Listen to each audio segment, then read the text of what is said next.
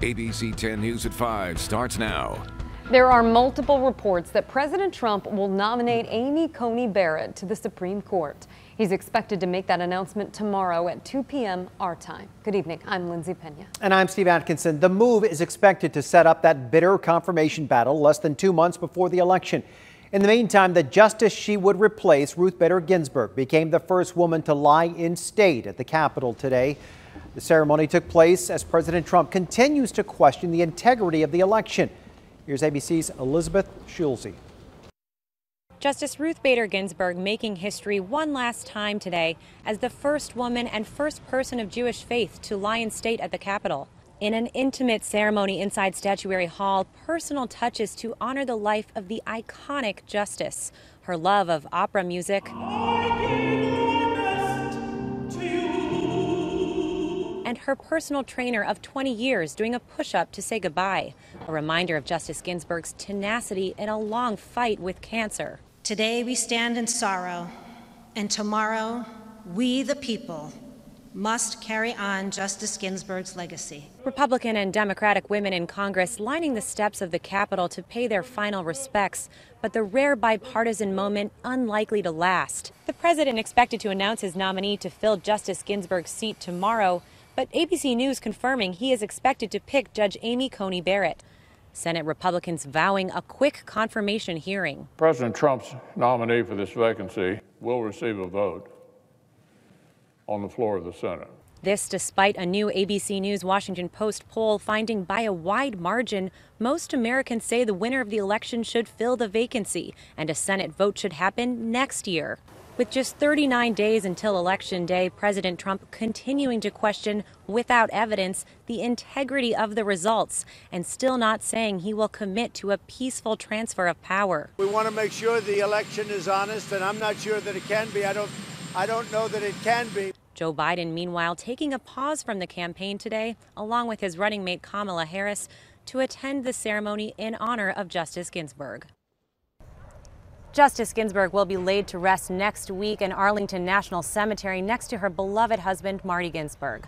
Elizabeth Schulze, ABC News, the Capitol. All right, so here's what we know about the president's presumed pick. Amy Coney Barrett is 48 years old. She is married and has 7 children with her husband. Barrett is a devout Catholic, and Democrats say that they are worried her faith will influence her decisions in cases that could cause the court to revisit Roe v. Wade. She taught at Notre Dame Law before her advancement at the appeals court based in Chicago. If her appointment is confirmed, she would be the youngest justice on the bench. Now to the latest on the coronavirus in San Diego County. 405 new cases were reported today, bringing the total to just over 46,000. 9 of those cases are connected to the outbreak at San Diego State. And there were 2 new deaths, bringing that total to 775. The Aztecs football team is out on the practice field after the Mountain West Conference approved a plan to play an 8-game schedule. The season had been postponed due to the pandemic. And as ABC 10 News reporter Steve Smith tells us, the players and coaches couldn't be more excited. We wanted to play. Our players wanted to play. And with fall camp already underway, with the excitement of getting back out on the football field and game days, there are a few obvious rules they need to abide by. I'm a great put your mask on and social distance coach. That's kind of been my job. Now, it was back on August 10th that the Mountain West Conference decided to postpone the season until the spring.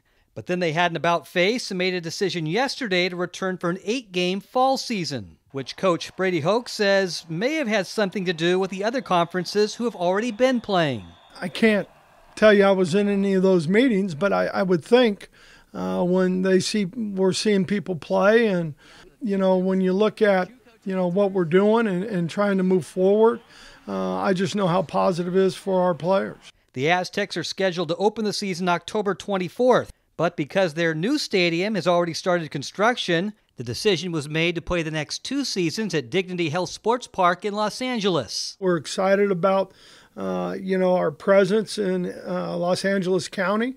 From a recruiting standpoint. With the season opener about a month away, there's that one question that had to be asked. Brady, you ready to name a starting quarterback? No.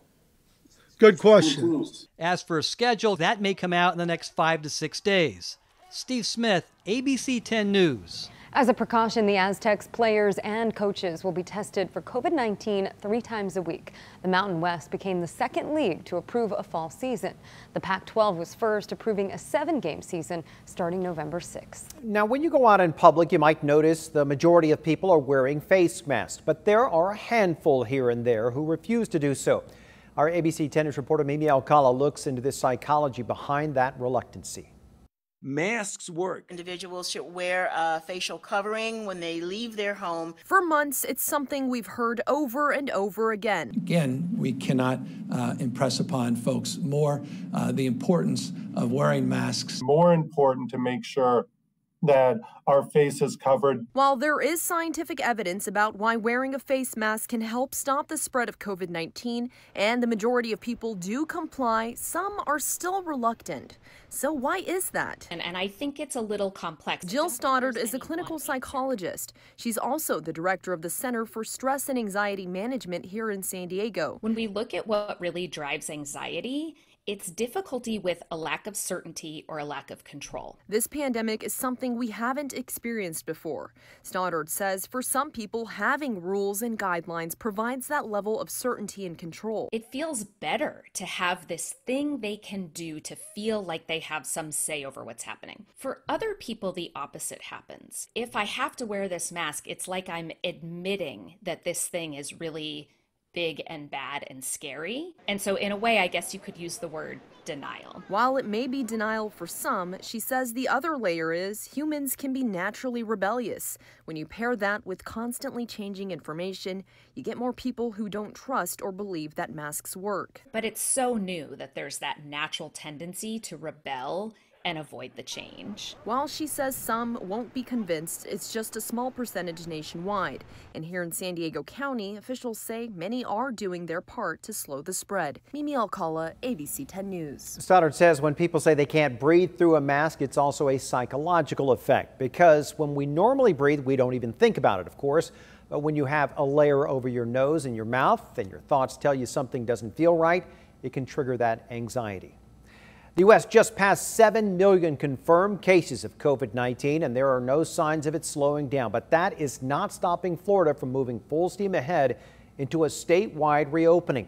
All restaurants there can now reopen without limitations, and face masks are no longer required. In the meantime, the debate over a vaccine is still heating up. Dr. Anthony Fauci says its approval should not turn political. If the FDA career scientists, if they look at it and say, we really feel strongly we should go this way, I would back the scientists. President Trump said he may overrule the FDA if it issues stricter vaccine approval guidelines. That prompted several states to announce their officials will conduct their own review of any approved vaccine. Overseas, the United Kingdom is seeing its highest daily caseload since the start of the pandemic. The government reported more than 6,000 new cases over the last 24 hours. That surge has prompted Prime Minister Boris Johnson to tighten restrictions on daily life. Italy, Spain, and France are all grappling with a second wave of cases as well. The countries are also extending restrictions as they see an uptick in COVID deaths.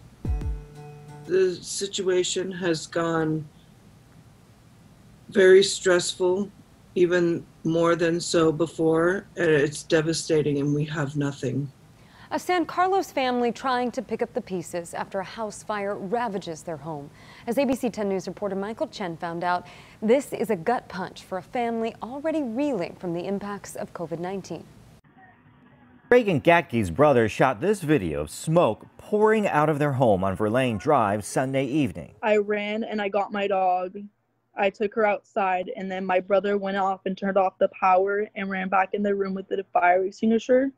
But at that point, it was way too late. Minutes before, the 16-year-old Reagan and her older brother had returned home from a grocery run before discovering smoke in their parents' bedroom. Their mom, Cindy, who was visiting relatives, says fire crews later told them the cause of the fire was a window air conditioner. The home they had been renting for the last 12 years, a total loss. It's still so hard for me to comprehend that we have nothing. Cindy says they did not have renter's insurance. That purchase she had put on the back burner. Just like most things that, You say, oh, okay, I'll get back to it, and you don't. No insurance and now an uncertain future. The situation has gone very stressful, even more than so before, and it's devastating. Their stress levels already high since the start of the pandemic. Cindy's husband Bill, the breadwinner of the family and a commercial fisherman, has been out of work. His job counted on now grounded international flights for shipping. The amount of money he's receiving from unemployment is modest. We did have quite a bit of savings, but that's all gone.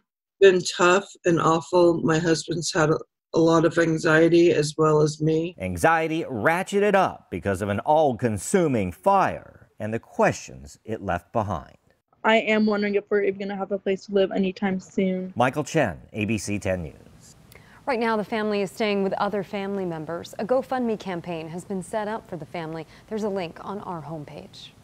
Firefighters held a brush fire to just half an acre in the College area. This was off I-8 just west of College Avenue this afternoon. A battalion chief told ABC 10 News the fire was started by a homeless encampment.